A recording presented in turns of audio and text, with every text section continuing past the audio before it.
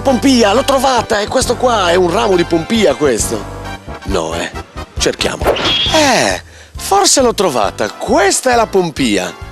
No, cerchiamola. Sarà un albero di pompia? No, cerchiamo.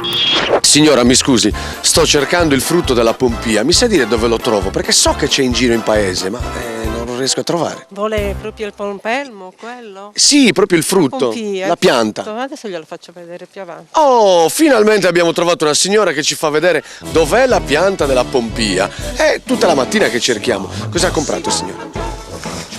Ha speso quello più necessario. Eccola qui, questa è la pianta della pompia. Grazie signora, buon pranzo. La vedete? È un frutto simile al limone, è dello stesso colore. Poi guardate, ne ho trovato una, ecco, dove a fianco ci sono proprio i limoni, quindi potete vedere proprio la differenza. Le foglie sono quasi uguali, l'albero è quasi uguale, molto simile. Il frutto, come vedete, è diverso, la pompia è molto più grande.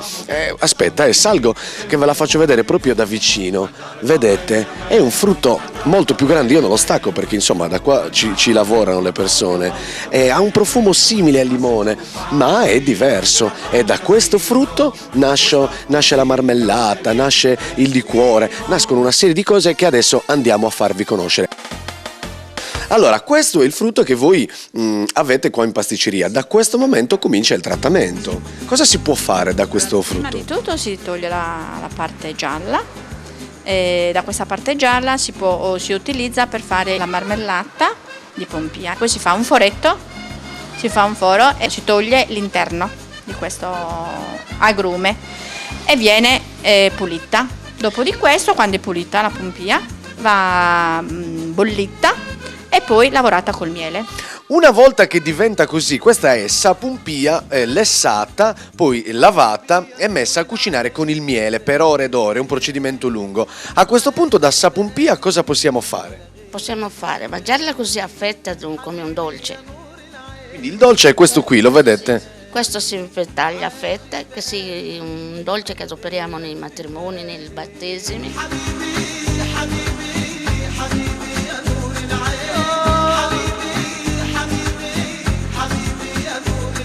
Oltre che fare questo, dalle bucce facciamo anche il liquore che si chiama liquore di pompia, che è una specialità, un ottimo digestivo. Che si chiama? No, non lo dico io. Pompinello! Ha anche un nome simpatico. Il liquore di sapompia si chiama Pompinello. Ma chi gliel'ha dato questo nome? Da dove viene? Ah, non lo so.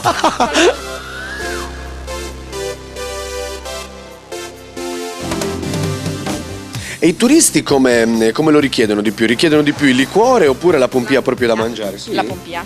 Non tutti la conoscono, però chi l'assaggia ci ritorna. Un'altra applicazione ancora di sapompia è aranzata, che è un procedimento particolare, sempre a base di miele. Sì, fatto sempre dall'agrume, dalla pompia, miele e mandorle. Miele e mandorle. Basta. E quello mi hanno detto che può durare tantissimo. Anche anni. Anche anni? Anche anni, perché il miele non va male. Ah, è vero, l'avevamo anche detto, il miele è uno dei pochi alimenti che non si deteriora. Voi lo producete qui e soltanto qui? Sì, solo a Siniscola. Qui. Quanti siete?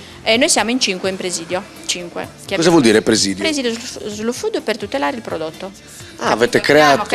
Il comune ha creato il presidio per tutelare il prodotto.